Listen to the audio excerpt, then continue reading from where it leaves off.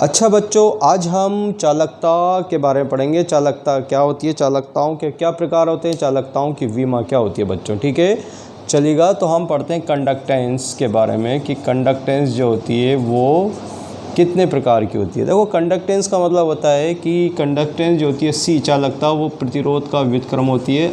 ये हम जानते हैं ना। रेजिस्टेंस का रेसिप्रोकल होती है। प्रतिरोध अगर ज़्यादा होगा, ठीक है, आर अगर ज़्यादा है तो चालकता कम होगी, ठीक है ना। सॉरी, आर ज़्यादा है तो चालकता कम होगी, और अगर आर कम है तो चालकता अधिक होगी, ठीक है ना। यानी कि अगर हम किसी कंडक्टर या किसी चालक का रेजिस्टेंस को मेज़र कर लें, प्रतिरोध को मेज़र कर लें, तो हम उसकी कंडक्टेंस को हम मेज़र कर सकते हैं। जनरली हम रसायन विज्ञान में जो है चालकताओं की बात करते हैं तो चालकता किसकी, विलयनों की चालकता की बात करते हैं, क्योंकि जो रिएक्शन, जो रासायनिक अभिक्रिया होती हैं वो विलयनों में होती हैं, तो हम विलयनों की चालकता की बात करते हैं। और विलयनों में धारा का चालन जो करते हैं वो आयंस करते हैं, ठीक है ना। तो आयंस जब चलते हैं विपरीत आवेशित इलेक्ट्रोड की ओर, तो उनको प्रतिरोध मिलता है। किसका प्रतिरोध मिलता है, सॉल्वेंट के मॉलिक्यूल्स का, या इंटर आयनिक अट्रैक्शन रिपल्शन जो होता है उससे प्रतिरोध मिलता है। और उस प्रतिरोध के कारण उस जो कंडक्टेंस अगर अपन निकालना चाहें तो उसका हम रेसिप्रोकल कर देंगे, उसका हम व्युत्क्रम कर देंगे, तो चालकता में आ जाएगी, ठीक है ना। तो हम जनरली चालकता को इस तरीके से परिभाषित करना चाहेंगे बच्चों कि सपोज़ करो कि हमारे पास एक ये जो है इस तरीके की हम ट्यूब की कल्पना करते हैं, एक नली की, जिसमें यहाँ पर ये गोलाकार या वृत्ताकार जो इलेक्ट्रोड्स हैं, और इन इलेक्ट्रोड्स का संबंध हम यहाँ बैटरी से करके हम यहाँ सॉल्यूशन भर देते हैं, कोई विद्युत अपघट्टे का विलयन भर देते हैं जिसकी लंबाई L है, और यहाँ पर एरिया ऑफ क्रॉस सेक्शन जो इलेक्ट्रोड का वो A सेंटीमीटर स्क्वायर है सपोज़ करो, और यहाँ पर C+ और A- कोई आयन है, विद्युत अपघट्टे के आयन है। जब धारा प्रवाहित करते हैं तो C+ तो जलता है इधर कैथोड की ओर, A- जलता है एनोड की ओर, ठीक है ना। तो इसमें करंट का फ्लो होता है, और जब आयन चलते हैं तो आयनों को सॉल्वेंट मॉलिक्यूल या फिर इंटर आयनिक अट्रैक्शन और रिपल्शन की वजह से रेजिस्टेंस का सामना करना पड़ता है, प्रतिरोध का सामना करना पड़ता है, जिस प्रतिरोध को हम कहते हैं आर। और ये जो प्रतिरोध होता है वो L चालक की लंबाई के समानुपाती होता है। जितने ज़्यादा चालक या सॉल्यूशन की लंबाई होगी उतना ज़्यादा रेजिस्टेंस आयन को करना पड़ेगा। और ये जो प्रतिरोध होता है वो इस अनुप्रस्थ काट के क्षेत्रफल, एरिया ऑफ क्रॉस सेक्शन के इन्वर्सली प्रोपोर्शनल होता है। होता क्या है कि अगर ये एरिया ऑफ क्रॉस सेक्शन जो है वो अगर ज़्यादा है तो ये ऐसा हम कल्पना कर सकते हैं कि ये जो नली है ये चौड़ी होगी, और चौड़ी होगी तो यहाँ आयंस के चलने में ज़्यादा बाधा नहीं आएगी। और अगर एरिया ऑफ क्रॉस सेक्शन कम होगा तो नली सकड़ी हो जाएगी, और आयंस के चलने में क्या होगा, बाधा उत्पन्न होगी, रेजिस्टेंस उत्पन्न होगा। तो आर और ए एक दूसरे के रेसिप्रोकल इन्वर्सली प्रोपोर्शनल होते हैं, ठीक है ना, इन्वर्सली प्रोपोर्शनल होते हैं। और यदि हम इन दोनों को मिला दें तो आर प्रोपोर्शनल टू L/A, यानी कि जो प्रतिरोध होता है लंबाई के समानुपाती और अनुप्रस्थ काट के क्षेत्रफल के व्युत्क्रमानुपाती होता है। The resistance will be proportional to the length of conductor and inversely proportional to the area of cross section of the conductor, ठीक है ना। तो इस तरीके से हम जो है उसको डिफाइन कर सकते हैं, ठीक है ना। अच्छा चलो, आर, अब इस प्रोपोर्शनलिटी को हटाने के लिए हम यहाँ कांस्टेंट लाते हैं। R = रो एक कांस्टेंट है, L/A, ठीक है ना, दिस इज़ L/A, ठीक है। रो एक स्थिरांक है। अब हम रो को परिभाषित करना चाहेंगे। Rho is a constant. क्या, यदि हम L = 1 सेंटीमीटर पुट कर दें और A = 1 सेंटीमीटर स्क्वायर पुट कर दें, यानी कि लंबाई 1 सेंटीमीटर हो और ये 1 सेंटीमीटर स्क्वायर हो, तो ऐसी स्थिति में यदि हम इसका रेजिस्टेंस को मेज़र करें, ठीक है ना, तो रेजिस्टेंस को मेज़र करें तो क्या होगा, R = रो होगा, ठीक है ना, R = रो, यानी कि 1 सेंटीमीटर लंबाई और 1 centimetre square area of cross section रखने वाले सॉल्यूशन का या विलयन का जो आयतन होगा वो 1 सेंटीमीटर क्यूब आयतन होगा, ठीक है ना, 1 सेंटीमीटर क्यूब। आयतन कैसे निकालते हैं अपन, जो वॉल्यूम होता है πr²h है ना, तो ये πr² है, ये 1, और h भी क्या है 1, तो इसका वॉल्यूम कितना हो गया, volume will be 1 centimetre cube, ठीक है ना। तो 1 centimetre cube will be the volume of the solution. और ऐसे सॉल्यूशन का रेजिस्टेंस को हम क्या बोलेंगे, स्पेसिफिक रेजिस्टेंस बोलेंगे, ठीक है ना। तो rho is a specific resistance, जिसको हम रेजिस्टिविटी भी कहते हैं बच्चों, ठीक है ना। तो यहाँ पर हमने रो को परिभाषित कर लिया, स्पेसिफिक रेजिस्टेंस को परिभाषित कर लिया बच्चों, ठीक है। चलिएगा आगे, ठीक है। तो यहाँ पर हमें इक्वेशन मिल गई कि R is equal to rho into L upon A. This is the equation number first, जहाँ पर रो स्पेसिफिक रेजिस्टेंस कहलाता है, जिसको हमने परिभाषित कर लिया बच्चों, ठीक है ना। तो अगर हम इक्वेशन फर्स्ट का रेसिप्रोकल करें, हम इसको व्युत्क्रम कर दें, तो 1 upon R is equal to 1 upon rho into A upon L, ठीक है ना। अच्छा, ठीक है, रेजिस्टेंस, ठीक है ना, 1 अपॉन R कर दिया, 1 upon rho into A upon L, इसको अपन ने उलट दिया, इक्वेशन एक को हमने इन्वर्स कर दिया। तो 1 अपॉन R क्या होती है, चालकता C, और 1 अपॉन रो को अपन कप्पा कहते हैं, एक और कांस्टेंट कहते हैं कप्पा, और यहाँ A अपॉन एल, ठीक है, इसको अपन इस तरीके से कह देते हैं। या फिर हम इसको क्रॉस मल्टीप्लाई करें तो kappa is equal to which implies that kappa is equal to L into C upon A, ठीक है, L into C upon A, where kappa is known as specific conductance, जिसको हम कंडक्टिविटी के नाम से भी जानते हैं। Kappa is a specific conductance और कंडक्टिविटी, कप्पा को हम विशिष्ट चालकता या हम इसको कंडक्टिविटी के नाम से भी जानते हैं। देखो हमने क्या क्या डिफाइन किया यहाँ पर, R क्या, प्रतिरोध, सॉल्यूशन का प्रतिरोध, तो 1 अपॉन R कर दिया है ना। तो यहाँ जब R आया तो फिर यहाँ रो आया, रो कांस्टेंट है, रो को हमने डिफाइन किया, rho is a specific resistance, किसका specific resistance, 1 centimetre cube solution का जो रेजिस्टेंस होता है उसको हम स्पेसिफिक रेजिस्टेंस कहते हैं, रो कहते हैं, ठीक है ना।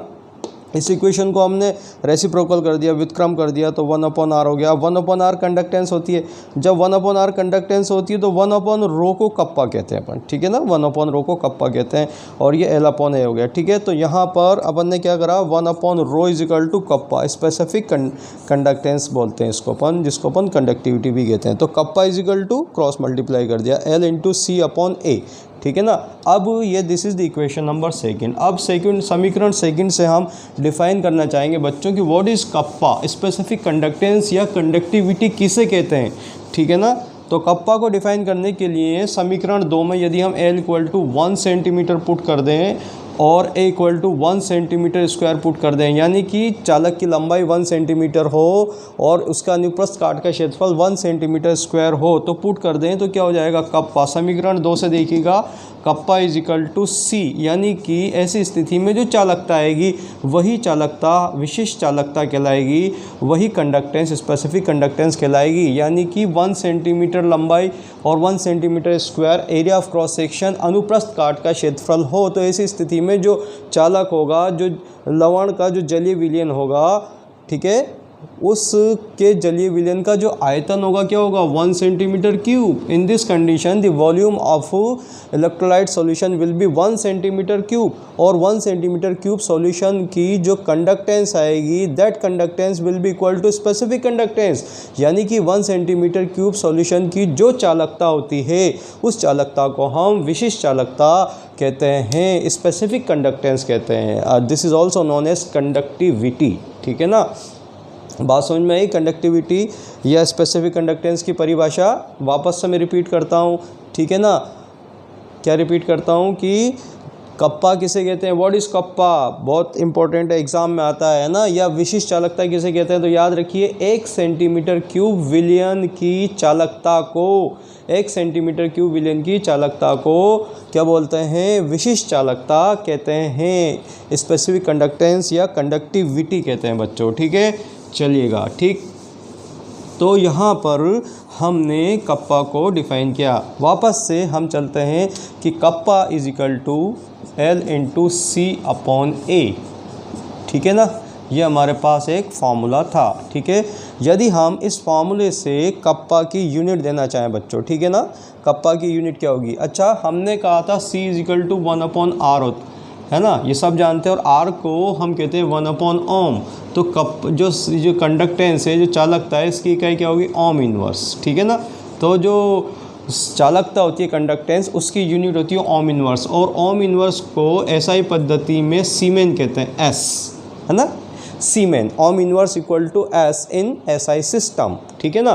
तो चालकता की इकाई याद रखिएगा, चालकता की इकाई, the unit of the conductance is ohm inverse ठीक है ना, इसको हम ओम इनवर्स ऐसे कहते हैं, या फिर हम इसको महो कहते हैं, MHO महो कहते हैं, ठीक है ना, MHO महो, या फिर इसको SI पद्धति में हम इसको सीमेन भी कहते हैं, ठीक है ना। याद रखिएगा, बहुत इंपॉर्टेंट है, कंडक्टेंस ओम इनवर्स या महो या सीमेन। सीमेन कौन सी पद्धति में कहते हैं, इसको हम SI पद्धति में। In SI system the unit of conductance is siemens, ठीक है, S and in CGS system it is ohm inverse और महो, ठीक है, MHO महो, ठीक है। चलिएगा आगे देखो, तो यहाँ हम इसकी यूनिट निकालना चाहते हैं kappa. What is the unit of specific conductance? So we can write here kappa equal to L equal to centimetre, है ना, यूनिट इनटू C की क्या यूनिट होगी? ओम इनवर्स, ठीक है, अपॉन सेंटीमीटर स्क्वायर, ठीक है ना। तो सेंटीमीटर से यहाँ एक कट गया तो क्या बचा? Ohm inverse centimetre inverse. This will be the unit of kappa in CGS system. अगर अपन SI सिस्टम की बात करें तो what will be the unit of kappa in SI system? Ohm inverse replace by siemens S and centimetre replace by metre inverse. So this will be the unit of kappa in SI system and this will be the unit of kappa in CGS system। बहुत important है, याद रखिएगा बच्चों, ठीक है। इस तरीके से अपन ने कप्पा की यूनिट को हमने ज्ञात कर लिया, ठीक है। चलते हैं आगे, चलते हैं हम। तो इस तरीके से हम जो है कप्पा की यूनिट निकाल लेते हैं, ठीक है। समझ में आ रही है बात सबके? ठीक है ना, समझ कर पढ़िएगा बच्चों, ठीक है ना। तो यहाँ पर जो हमने यूनिट्स को देखा, ठीक है। अच्छा, अब हम चलते हैं, हमने जो कप्पा या स्पेसिफिक कंडक्टेंस को हमने जो डिफ़ाइन किया बच्चों, 1 सेंटीमीटर क्यूब विलियन की चालकता को हम कप्पा कहते हैं। The conductance of 1 centimetre cube solution, जैसे 1 सेंटीमीटर क्यूब हमारे पास कोई, हम कल्पना करें हमारे पास एक क्यूब है और यहाँ हम इसकी कंडक्टेंस को मेज़र करना चाहें, ठीक है ना, और यहाँ हमारे पास सॉल्यूशन है। तो इसकी कंडक्टेंस जो भी आएगी, यहाँ हम इसकी कंडक्टेंस को मेज़र करें तो यहाँ जो कंडक्टेंस आएगी that will be known as the kappa, ठीक है ना। This is the definition. बहुत समझ कर क्लियर करके पढ़िएगा। इस 1 सेंटीमीटर क्यूब, यहाँ पर 1 सेंटीमीटर इसकी जो है ये वाली साइड 1 सेंटीमीटर हो, ये भी 1 सेंटीमीटर, तो 1 सेंटीमीटर क्यूब इसका वॉल्यूम, इसमें सॉल्यूशन जो होगा ना वो 1 सेंटीमीटर क्यूब वाला आयतन वाला सॉल्यूशन होगा। इसकी चालकता को हम कप्पा कहेंगे, ठीक है ना। अब देखिएगा, जो कंडक्टेंस होती है वो आयंस पर डिपेंड करती है, नंबर ऑफ आयंस पर डिपेंड करती है। If the number of ions are more the conductance will be more. तो यदि हम चालकताओं के 2 इलेक्ट्रोलाइट या 3 इलेक्ट्रोलाइट सॉल्यूशन की चालकताओं का यदि अपन कंपैरिजन करना चाहें तो हम कप्पा से कंपैरिजन नहीं कर सकते, क्योंकि कप्पा में कहीं भी जो है कंसंट्रेशन को हमने नहीं बताया। यहाँ सिर्फ हम 1 सेंटीमीटर क्यूब वॉल्यूम बता रहे हैं, ठीक है ना। पर जो चालकता होती है वो नंबर ऑफ आयंस पर डिपेंड करती है, और नंबर ऑफ आयंस जो होती है वो कंसंट्रेशन पर डिपेंड करते हैं। तो कहीं ना कहीं हमें ऐसी चालकता डिफाइन करनी है जिसमें कंसंट्रेशन भी आती हो, या कंसंट्रेशन भी सम्मिलित होती हो, या कंसंट्रेशन भी इन्वॉल्व होती हो। तो हम फिर जो है 2 या 2 से अधिक विलियनों की जो है कंडक्टेंस को कंपेयर कर सकेंगे, ठीक है ना। यदि हम ऐसी चालकता, ऐसी कंडक्टेंस को डिफाइन करें जिसमें कंसंट्रेशन आती हो, ठीक है ना। अब जो कंसंट्रेशन जो आती है वो एक तो आती है ग्राम इक्विवेलेंट पर लीटर में, एक आती है मोल पर लीटर में। जो हम कंसंट्रेशन को हम जो मेज़र करते हैं इक्विवेलेंट पर लीटर या फिर मोल पर लीटर, यानी कि कंसंट्रेशन को हम जब ग्राम इक्विवेलेंट पर लीटर में लिखते हैं तो हम नॉर्मलिटी में कंसंट्रेशन को हम व्यक्त करते हैं, और जब मोल पर लीटर में व्यक्त करते हैं तो मोलरिटी में व्यक्त करते हैं। इसका मतलब क्या हुआ कि हमें ऐसी कंडक्टेंस को परिभाषित करना है जिसमें कंसंट्रेशन आती हो, ठीक है ना। क्योंकि चालकता जो होती है वो आयनों की संख्या पर डिपेंड करती है, अतः कंसंट्रेशन बेस चालकता को हम डिफाइन करेंगे। तो कंसंट्रेशन बेस जो चालकता होती है वो तुल्यांकी चालकता और मोलर चालकता होती है बेटा। तुल्यांकी चालकता और मोलर चालकता, ठीक है, तुल्यांकी चालकता और मोलर चालकता। Equivalent conductance and molar conductance. Equivalent conductance को लैम्डा ई से रिप्रेजेंट करते हैं और मोलर कंडक्टेंस को केप एम से रिप्रेजेंट करते हैं बेटा, ठीक है। तो हम ये पढ़ेंगे कि जो इक्विवेलेंट कंडक्टेंस और मोलर कंडक्टेंस होती क्या है। जब हम कंसंट्रेशन को नॉर्मलिटी के तौर पर मेज़र करेंगे तो इक्विवेलेंट कंडक्टेंस आएगी, और जब कंसंट्रेशन को मोलरिटी के रूप में मेज़र करेंगे तो क्या आएगी, वो आएगी बेटा मोलर कंडक्टेंस, है ना। अब इसका मतलब क्या, तो सबसे पहले हम इक्विवेलेंट कंडक्टेंस को समझें, ठीक है। तो इक्विवेलेंट कंडक्टेंस को अगर अपन सीधे तौर पर समझें, तुल्यांकी चालकता को सीधे तौर पर समझें, तो हम तुल्यांकी चालकता का मतलब ऐसे विलयन की चालकता जिसमें उसके 1 ग्राम तुल्यांक पदार्थ उपस्थित हो, ऐसे विलयन की चालकता को तुल्यांकी चालकता कहते हैं। या ऐसी विलयन की चालकता जिससे कि जो आयन बनते हों वो 1 ग्राम इक्विवेलेंट पदार्थ से बने हुए आयन हो, उन आयनों के कारण जो चालकता आएगी उस चालकता को हम इक्विवेलेंट कंडक्टेंस कहते हैं। The conductance arise due to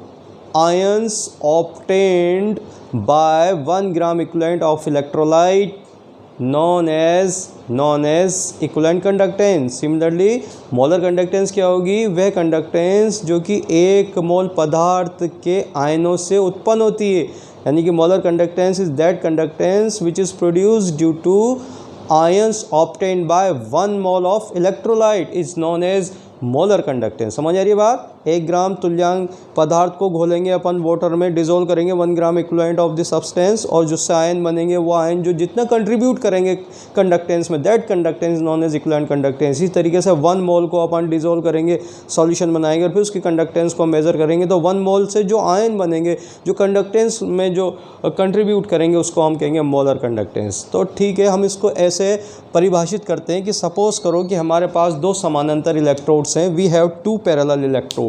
जैसे हम बात करें कि हमारे पास 2 इलेक्ट्रोड्स हैं, जिसको ऐसे हम लिख सकते हैं, 2 इलेक्ट्रोड्स हैं, सपोज करो there are 2 electrodes like this, ठीक है ना, पैरेलल इलेक्ट्रोड्स, और इसके बीच में 1 सेंटीमीटर की डिस्टेंस है, और इसके अंदर बीच में हम ऐसा सॉल्यूशन भर देते हैं जिसमें 1 ग्राम ऑफ इक्विवेलेंट पदार्थ उपस्थित हो या 1 मोल ऑफ दी सब इलेक्ट्रोलाइट उपस्थित हो, और इन दोनों के बीच की जो सॉल्यूशन भरने के बाद, ऐसा सॉल्यूशन भरने से क्या होगा कि ये सॉल्यूशन इन दोनों इलेक्ट्रोड्स के कांटेक्ट में आ जाएगा पूरी तरीके से, और फिर हम जो है इसकी कंडक्टेंस को मेज़र कर लें, तो जो कंडक्टेंस आएगी वो हम इक्विवेलेंट कंडक्टेंस या मोलर कंडक्टेंस कहेंगे। ये डिपेंड करता है कि उस सॉल्यूशन में 1 ग्राम इक्विवेलेंट इलेक्ट्रोलाइट भरा हुआ है या 1 मोल ऑफ इलेक्ट्रोलाइट भरा हुआ है, ठीक है ना।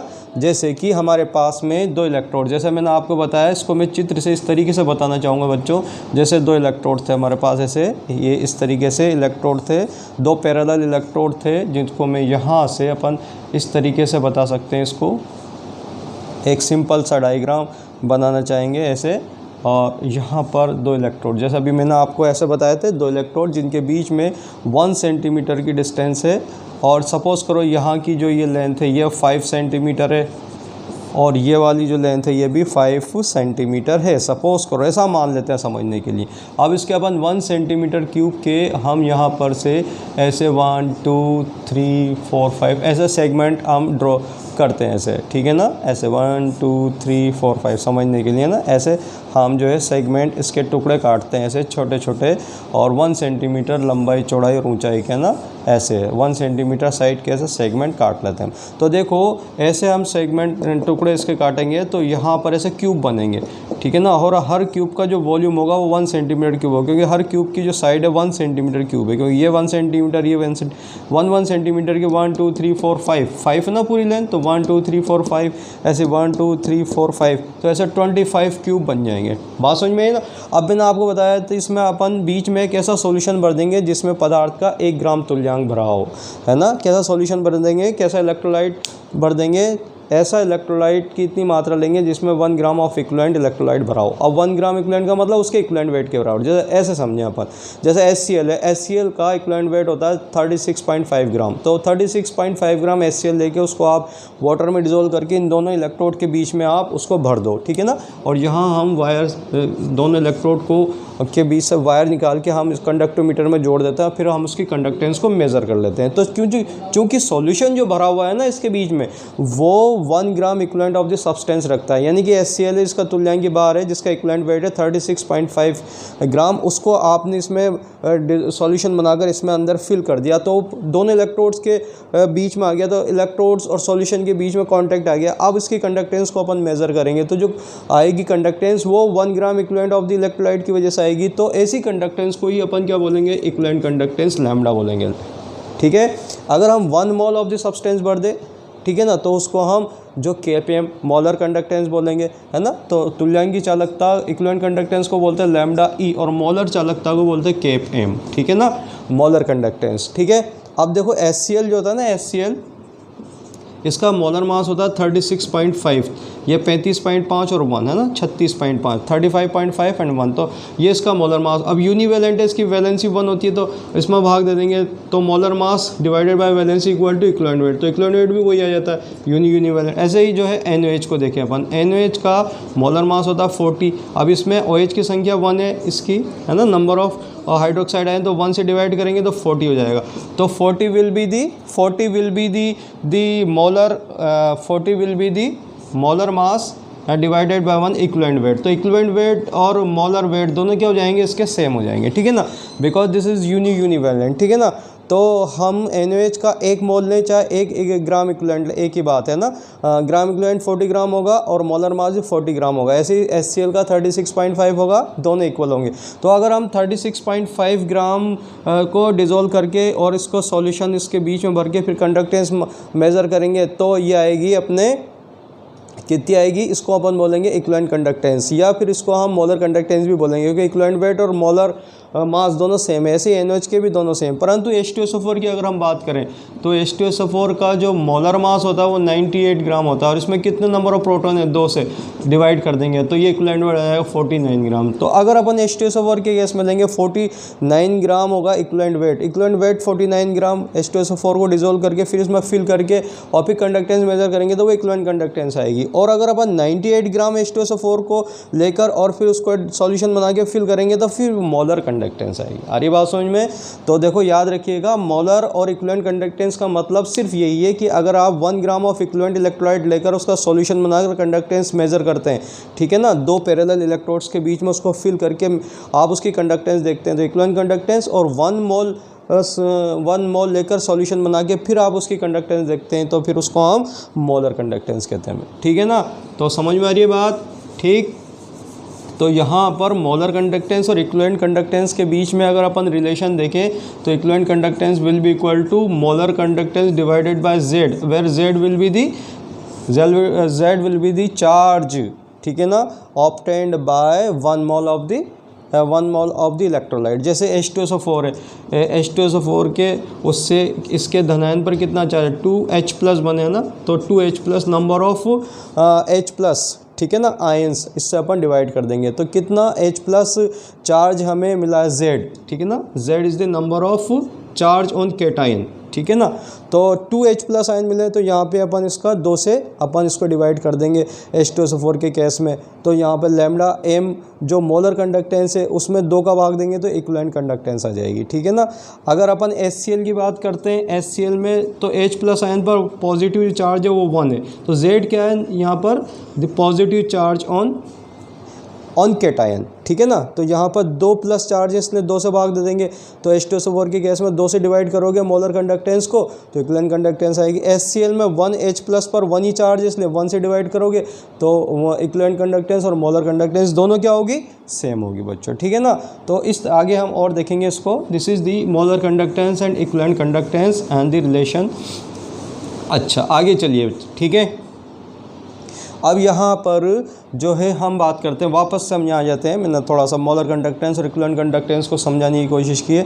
अगर हम यहाँ पर देखें कि यहाँ हमने एक ऐसा सॉल्यूशन भर रखा है जिसमें पदार्थ का 1 ग्राम इक्विवेलेंट मात्रा भरी हुई है, ग्राम इक्विवेलेंट, जैसे HCl 36.5 ग्राम 36.5 ग्राम हमने सॉल्यूशन बनाकर फिल कर दिया, तो इसकी जो कंडक्टेंस आएगी that is lambda E equivalent conductance हो गया ना। अब हम देखें कि ऐसा जो सॉल्यूशन भरा है उनको अपन कितने क्यूब्स में डिवाइड कर दिया अपन ने, ऐसे 25 क्यूब में डिवाइड कर दिया अपन ने ना, 25 क्यूब में। और 1 क्यूब की कंडक्टेंस को हम कहते हैं कप्पा, क्या बोलते हैं, कप्पा बोलते हैं, ठीक है ना। तो इसकी कंडक्टेंस जो है ना 1 सेंटीमीटर क्यूब सॉल्यूशन की जो कंडक्टेंस होती है उसको स्पेसिफिक कंडक्टेंस कप्पा कहते हैं। तो कितने कप्पा हो गए ऐसे, 1 2 3 4 5 ऐसे 25 कप्पा हो गए। और सब जब अपन 25 कप्पा को जोड़ेंगे तो ये पूरे सॉल्यूशन की कंडक्टेंस आ जाएगी।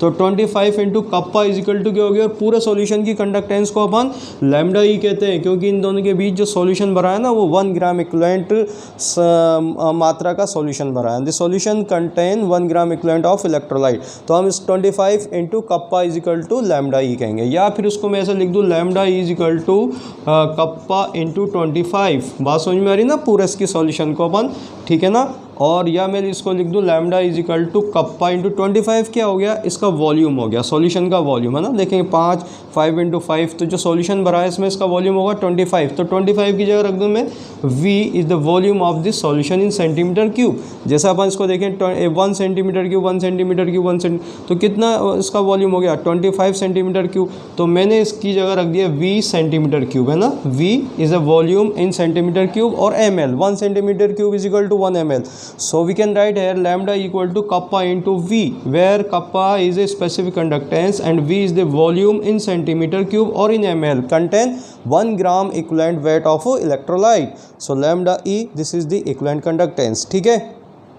इसी तरीके से अगर अपन यहाँ पर केप एम को डिफाइन करना चाहें तो कप्पा इंटू यहाँ पर 1 मोल ऑफ दी इलेक्ट्रोलाइट का सॉल्यूशन अपन यहाँ बीच में फिल कर दें तो अपन V कहेंगे, और V यहाँ पर क्या है, it is a volume which contain 1 mole of electrolyte, ठीक है ना, इन सेंटीमीटर क्यूब। तो अगर आप यहाँ पर 1 मोल सब्सटेंस का वॉल्यूम लेते हैं, ठीक है ना, तो आप इसको लैम्डा एम कहेंगे, और यहाँ पर 1 ग्राम इक्विवेलेंट इलेक्ट्रोलाइट का वॉल्यूम लेते हैं तो आप इसको लैम्डा ई कहेंगे बच्चों, ठीक है ना।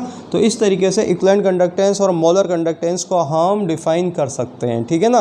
तो हमारे पास एक इस डायग्राम से हमने क्या सीखा, हमने रिलेशन बनाया किस किस के बीच में। देखो हमने लिखा equivalent conductance and specific conductance के बीच में रिलेशन लिखा कि जो इक्विवेलेंट कंडक्टेंस होती है कप्पा इंटू वी होती है, where V is the volume in centimetre cube और in ml contain 1 gram equivalent of electrolyte, जहाँ पर V ml में वह आयतन है जिसमें पदार्थ का 1 ग्राम तुल्यांक भरा हुआ है, तो हम इसको लैम्डा ई कहेंगे। अगर V ऐसे विलयन का आयतन है सेंटीमीटर क्यूब में जिसमें पदार्थ का 1 मोल गुला हो तो हम इसको kpm कहेंगे, है ना, मोलर कंडक्टेंस कहेंगे बच्चों, ठीक है ना।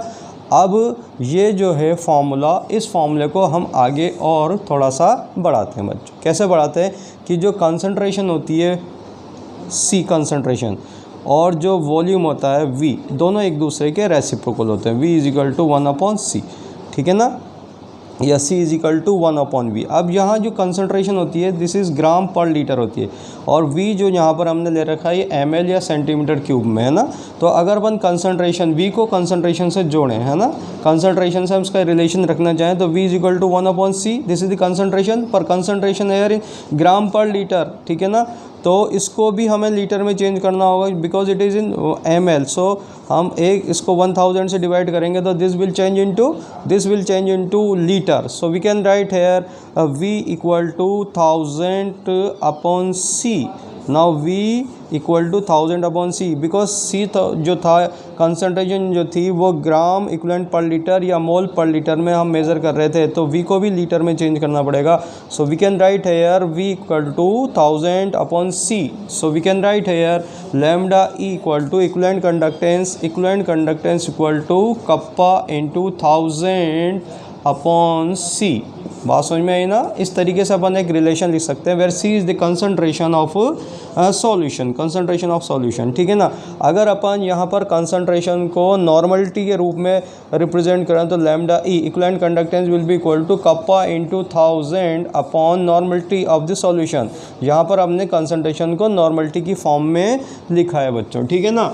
तो हम इस फॉर्मूले को ऐसे लिख सकते हैं। अगर आपको नॉर्मलिटी पता हो सॉल्यूशन की और स्पेसिफिक कंडक्टेंस पता हो, विशेष चालकता पता हो, नॉर्मलिटी बताओ, तो आप इक्विवेलेंट कंडक्टेंस को मेज़र कर सकते हैं, ठीक है ना।